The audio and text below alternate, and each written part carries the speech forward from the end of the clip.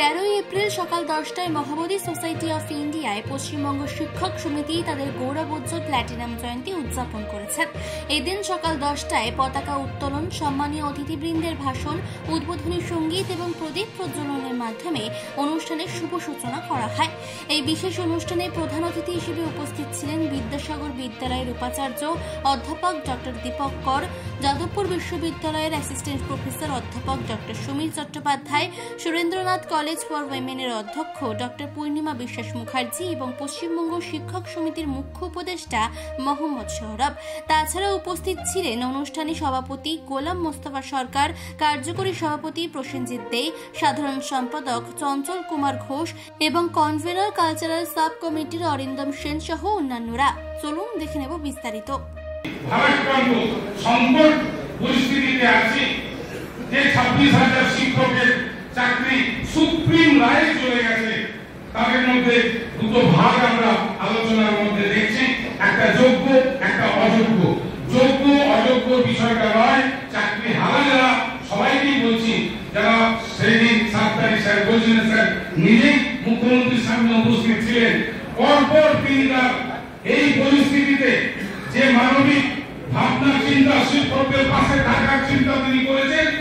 আমি মনে করি এই সংগ্রামী শিক্ষক সংগঠন আপনারাও এই সংকটের পাশে থাকুন।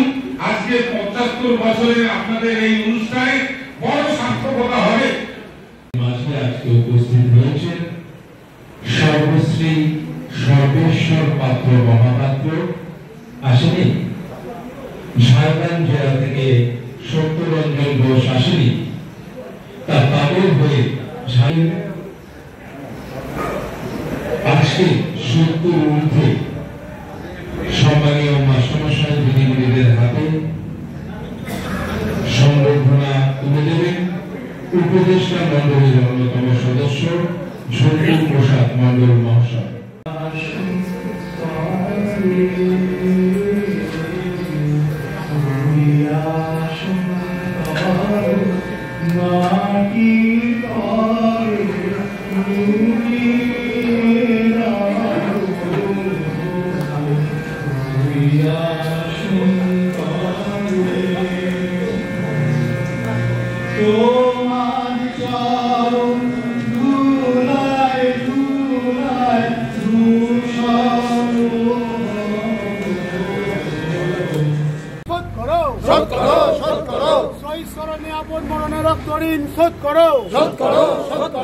শহীদ তোমায় আমরা ভুলছি না, ভুলবো না, ভুলছি না, ভুলবো না। শহীদ স্মরণে আপন মরণে রক্ত ঋণ শোধ করো। শিক্ষক সমিতির রাজ্যের সাধারণ সম্পাদক সম্মানীয় শ্রী চঞ্চল কুমার ঘোষ মহাশয়। চঞ্চল কুমার ঘোষ মহাশয়ের পরবর্তীতে রাজ্য কমিটি এবং বিভিন্ন জেলা থেকে উপদেষ্টা মণ্ডলী সহ প্রত্যেকে যারা সমবেত হয়েছেন, তারা একে একে এসে পুষ্পার্ঘ্য অর্পণ করবেন। একটা ব্যাপার 75 বছর ধরে তাদের দীর্ঘ সংগ্রাম, পথ চলা এবং তাদের ভাবনা চিন্তা, মানুষের পাশে থাকা, একটা অরাজনৈতিকভাবে সবাই সাথে একটা শিক্ষক সমাজ ছাত্র গঠনের কাজে তাদের সুবিধে অসুবিধে, তাদের নিজস্বতা দেখাতে চেষ্টা করেছে। আজকে একটা সংগঠন তার শ্রীবৃদ্ধি ঘটেছে, এই জন্য তাদেরকে আমরা ধন্যবাদ জানাই। অভাবনীয় ঘটনা ঘটেছে।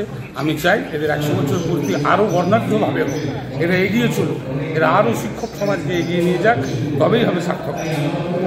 জগৎপুর একটা সুপ্রিম কোর্টের রায় হয়েছে, এত শিক্ষককে নির্বিশেষ করে দেওয়া না। আমি বলবো যে সুপ্রিম রায়, কোর্টের মহামান্য আদালতকে শ্রদ্ধা সম্মান জানায়, তারা নিশ্চয়ই বিচার বিবেচনা করবেন।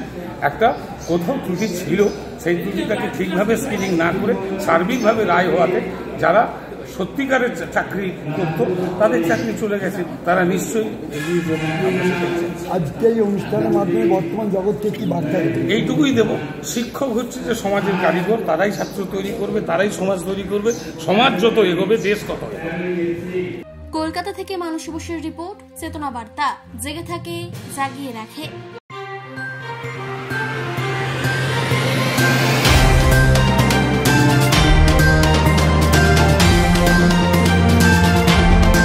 চেতনা বার্তা, জেগে থাকে, জাগিয়ে রাখে।